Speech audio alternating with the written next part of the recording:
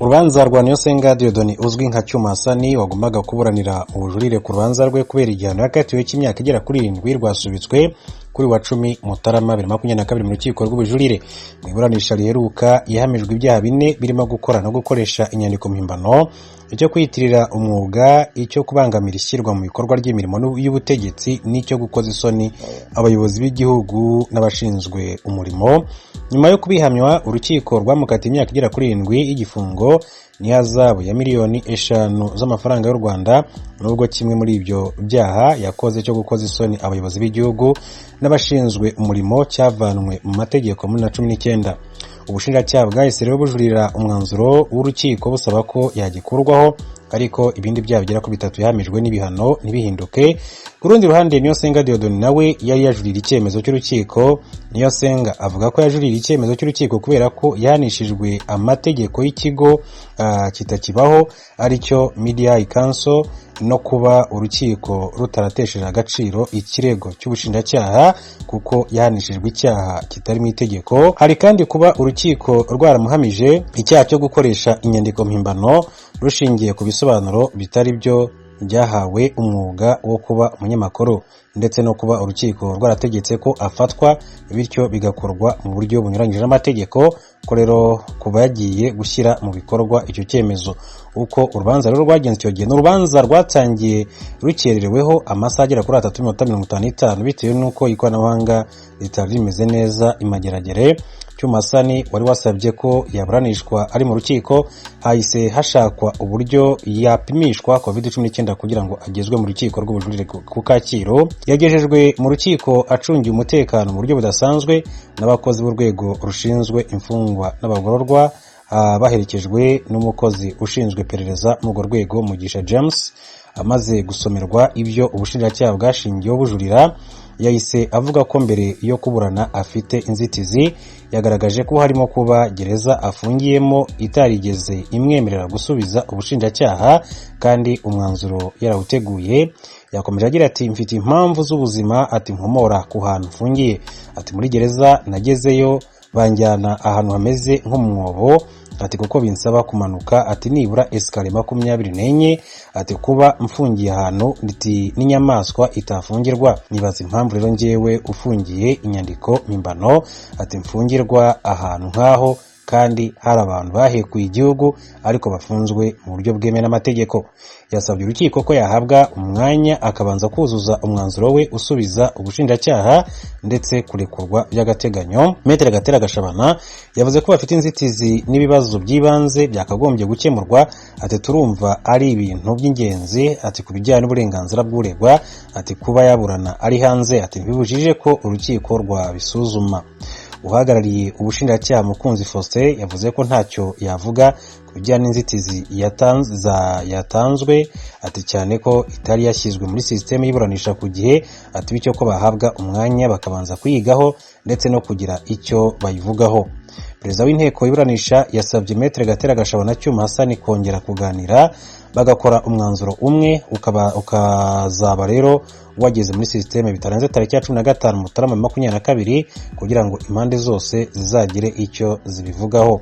Urubanza rero rwahise rusubikwa rukazasubukurwa ku itariki 25 Mutarama 2022. Ngibyo rero ibya Niyonsenga Dieudonné wamenyekanye nka Cyuma Hassan, umunyamakuru washinze ikinyamakuru Ishema TV gikorera kuri murandasi cyangwa se ku muyoboro wa YouTube. Rwanda ubushikiranganje bw'amagara y'abantu muri Uganda butangaza ko barenga 150 bamaze kwandura virusi ya corona yo mu bwoko bwa Omicron. Ignatius Bahizi Kampala muri Uganda atubwira ibindi kuri no nkuru. Kuri ubu ubwoko bw'icyorezo cya COVID-19 buzwi nka Omicron burimo gukwirakwira mu bantu ku muvuduko wa 21% ku munsi. Mu cyumweru kimwe gishize bingana n'abantu 1,300 bandura buri munsi, nk'uko Minisitiri ushinzwe amagara y'abantu Dr. Jane Acheng yabitangaje. ubwo yavugiraga mu nama n'abanyamakuru aherekejwe n'intumwa y'umuryango wita ku magara y'abantu ku isi hose mu gihugu. Minisitiri yavuze ko igihugu kitakiri mu bihe byo gukumira icyo cyorezo nk'uko byari bimeze mbere, aho abanduraga ku munsi bari hasi ya 5%. Ubu akaba ari igihe cy'inkubiri ya gatatu aho ubwandu bwagiye buzamuka bidasubira inyuma kuva mu ntangiriro z'ukwezi gushize kugeza n'ubu, bitewe n'uko limited adherence to standard operating procedures in most of the places, crowding in social places, kubera ubutubahiriza amabwiriza yo kwirinda, guhura kw'abantu benshi cyane cyane mu bihe bishize byo kwizihiza Noheli n'umwaka musha, n'imyumvire itariyo yuko abakingiwe badakwiye kubahiriza amabwiriza yo kwirinda, n'abanduye kuba batakishyira ahantu hiherereye kugira ngo batanduza abandi. Ibi birimo kutwereka ko tudakomeje kuzirikana amabwiriza yo kwirinda iki cyorezo dushobora gusubira mu bihe bikomeye nk'ibyo twanyuzemo mu gihe gishize, and to suffer all the disruptions from returning to our normal lives. Uyu muvuduko w'icyorezo umeze nk'umuriro wo mwiki mu byatsi byumye uje mu gihe umukuru w'igihugu yaraherutse gutangaza mu ijambo rye risoza umwaka ko igihugu cyiteguye kongera gufungura ibikorwa byose mu gihugu birimo n'amashuri yose, dore ko ayibanze n'ayisumbuyeho yari amaze hafi imyaka 2 afunze kuva icyo cyorezo cyagereye muri Uganda. We now intend to fully reopen the economy. Ati ubu duteganya gufungura ibikorwa byose mu gihugu birimo ibikorwa by'uburezi hamwe n'ibisata by'imyidagaduro. Igisata kireba uko abantu bagenda kigiye gusubukura ibikorwa byacu 100%, ariko abagenzi bose hamwe n'abakora muri icyo gisata bose bagomba kuba barakingiwe kandi bakubahiriza amabwiriza yo kwirinda arimo kwambara udupfukamunwa. Amashuri y'ibanze, aya primaire na sekonderi azafungura tariki 10 z'uku kwezi kwa mbere. Ububari, imyanya yo kwidagaduriramo n'ibindi nk'ibyo bizafungura nyuma y'ibyumweru 2 amashuri amaze gufungura, kimwe no gukuraho umwabo. That's when we ended the curfew.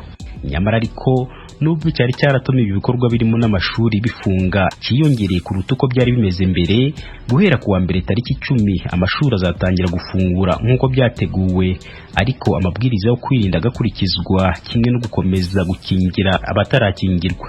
Amwe mu mabwiriza mashya yatangajwe n'umukuru w'igihugu nuko ubu ari ngombwa kugira ngo buri muntu wese akingirwe, kandi ko uzaba adafite ikarita yerekana ko yakingiwe atazemererwa kugira mu myanya imwe n'imwe irimo nko mu imodoka zitwara abagenzi, kandi ko n'abanyeshuri bose bagejeje imyaka 18 bakingirwa.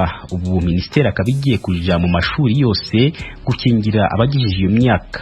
Iri zamuka ry'imibare y'abakomeje kwandura iki cyorezo ariko ntabwo riri muri Uganda honyine. Ukurikije umuryango wita ku magara y'abantu ku isi hose, umuvuduko w'abandura wiyongereye cyane ndetse n'uw'abantu icyorezo kirimo guhitana ku munsi.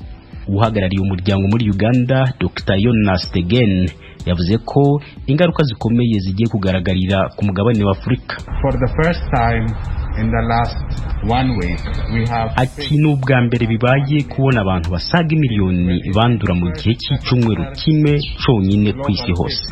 Ku isi hose umubare w'abamaze kwandura kuvaho icyorezo cyatangiriye urimo gukabakaba imiliyoni 300, kandi mu masaha 28 ashize abantu basaga 8,000 bamaze guhitanwa n'icyorezo.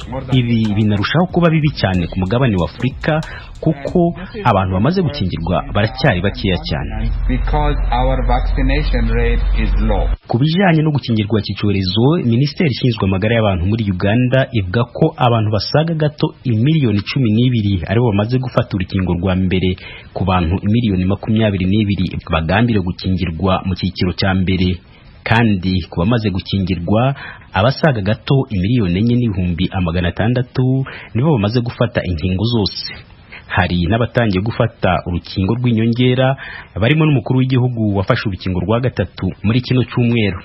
Ignatius Bahizi, Ijwi rya Amerika, Uganda. Ignatius Bahizi, urakoze. Tukivuga ivya virusi ya corona mu Rwanda, abakora ubucuruzi bw'amazu araramwe abantu, amahoteli n'amazu afungurirwamwo bavuga ko uburyo leta yahagurukiye guhana abatubahiriza amabwiriza ya COVID-19 bishobora kuzobatera igihombo. Ikigo cy'igihugu gishinzwe iterambere mu Rwanda RDB kivuga ko kimaze guca amande amahoteli, utubare n'inzu z'uburiro zitandukanye mu minsi heze mu rwego rwo guhana abatitwararika amabwirizwa ya kwirinda COVID-19. Assumpta Kabuyi i Kigali mu Rwanda atubwira ibindi. Iki kigo kivuga ko kihaye gahunda yo kujya kigaragaza urutonde rw'amahoteli n'amaresitora atubahiriza gahunda yo kwirinda COVID-19 mu rwego rwo guca intege ibyo bigo bidakurikiza amabwiriza. Abafite aya mahoteli bavuga ko ubu buryo bwakozwe bushobora kubatera igihombo. Mu kiganiro cyihariye umuyobozi w'ishami rishinzwe ibigo by'ubukerarugendo n'amahoteli mu bijyanye n'ubugenzuzi yahaye Ijwi rya Amerika, yasobanuye ko urutonde rw'ibigo byasohowe byagiye bihanwa mu bihe bitandukanye. Uyu muyobozi yavuze ko bahisemo kwereka abanyarwanda ayo mahoteli yose mu rwego rwo guca intege abakomeje gukora ayo makosa. Ni Bwana Emmanuel Nsabimana uyobora ishami rishinzwe ibigo by'ubukerarugendo muri RDB. Ntabwo ari ibigo byahanwe ubwo itangazo ryasohokaga, ahubwo ni ibigo byahanwe mu gihe gitandukanye nyine muri bihe bya covid. Ni ukuvuga ngo mu maresitora cyangwa amahoteli 15 abari barafungiwe bongeye gufungura. Sherando buriya yahanwe umwaka ushize, yahanwe igihe cy'icyumweru n'amande, ariko irafungurirwa irakomeza. Ibigo kugeza ubu birimo bigifunze hari Caras Club Hotel, hakaba iyitwa Amaris Hotel, hakaba na Canal Olympian, hari ahantu bajya berekanira amasinema kwirebero. Ibyo bitatu nibyo biri gusavinga ukwezi ko gufungwa, ariko ibindi byose byarangije kurangiza ibihano byabyo. Ahubwo nuko twakoraga itangazo ryerekana ibigo byose byamaze guhanwa muri iki gihe cya covid. Si ubwa mbere utubari n'amahoteli byo mu mujyi wa Kigali bifunzwe, kuko ibyinshi mu byagarutse ku rutonde rwa RDB byagiye bifungwa mu bihe bitandukanye. Umukozi muri RDB uyobora ishami rishinzwe ibigo by'ubukerarugendo n'amahoteli mu bijyanye n'ubugenzuzi yagarutse ku makosa agenda